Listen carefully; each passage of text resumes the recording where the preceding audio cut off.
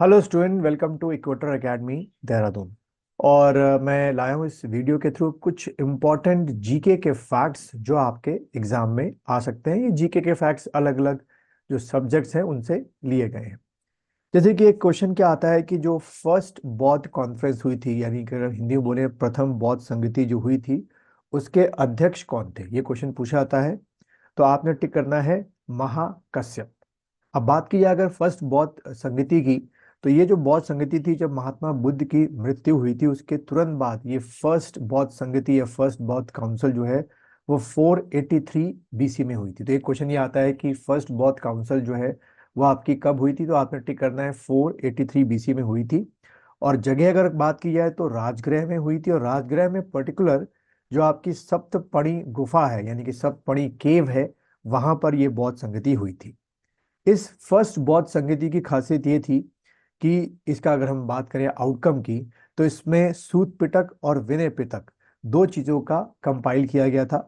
और ये जो सूत पिटक और विनय पिटक था, जो भी आपकी क्या कहते हैं गौतम बुद्ध की आपकी शिक्षाएं थी, उनको इसके अंदर जो है वो रखा गया था। ठीक है, तो इसलिए ये बौद्ध संगति बहुत इंपॉर्टेंट मानी जाती है। क्वेश्चन ऐसे ही बन सकता है कि सूत पिटक और विनय पिटक का किस बौद्ध संगति के बाद कंपाइलेशन किया गया, फर्स्ट सेकंड थर्ड, तो आपने टिक करना है फर्स्ट बौद्ध संगति। अध्यक्ष में का नाम मैं इसका बता चुका हूं।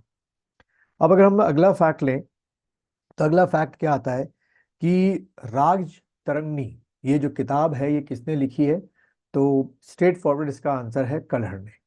लेकिन अगर क्वेश्चन को और डीप में लेके जाएंगे तो पूछेंगे कि कल्हड़ के बाद इस राज तरंगनी किताब में जो एंट्रीज हुई, जो इतिहास के बारे में बताया गया, वो किन किन लोगों ने बताया, तो आपने टिक करना है जोन राज, प्रज्ञा भट्ट और शिवर। ये लोग ऐसे थे जिन्होंने इस किताब को आगे कंटिन्यू किया और लिखा। अब बात करें कि आपके कल्हड़ ने राजतंगनी जो है वो किसके शासनकाल में, किसके पीरियड में की थी, उस समय किंग कौन था, तो आपने टिक करके आना है जय सिंह। टिक करके आना, क्वेश्चन ऐसे ही पूछ सकते हैं कि किंग का नाम बताइए, तो आपने टिक करना है जय सिंह। इस तरीके से क्वेश्चन आता है कि मध्यकालीन भारत में, मिडिवल इंडिया में, आपके किस किंग ने, किस राजा ने पब्लिक वेलफेयर डिपार्टमेंट या लोक निर्माण सॉरी पब्लिक वर्क डिपार्टमेंट या लोक निर्माण विभाग की स्थापना की थी, तो आपने टिक करना है फिरोज शाह तुगलक। फिरोज शाह तुगलक के बारे में कहा जाता है कि उन्होंने बहुत सारी कल्याणकारी योजना, वेलफेयर स्कीम जो है लॉन्च की, जैसे कि 300 सिटीज, नगरों का निर्माण करना, फिरोज शाह कोटला का निर्माण करना, फिरोजाबाद बनवाना, फतेहाबाद बनवाना, हिंसार, जौनसार, फिरोजापुर, ये सारी चीजें फिरोज शाह तुगलक ने अपने टाइम पर बनवाई थी। इस तरीके से क्वेश्चन आता है कि रहला नामक किताब जो है वो किसने लिखी। रहला नामक किताब जो है वो आपके इब्न बतूता ने लिखी थी। इब्न बतूता तो थे वो एक मोरक्को के ट्रैवलर थे और भारत आए थे। क्वेश्चन ये आ सकता है कि इब्न बतूता भारत किसके पीरियड में आए थे, तो आपने टिक करके आना है मोहम्मद बिन तुगलक। एमबीटी हम लोग शॉर्ट में याद करते हैं कि मोहम्मद बिन तुगलक के शासनकाल में इब्न बतूता भारत आए, और उन्होंने इस दौरान काफी जगहों की यात्रा की, और उस यात्रा के दौरान उन्होंने रहला नामक किताब लिखी।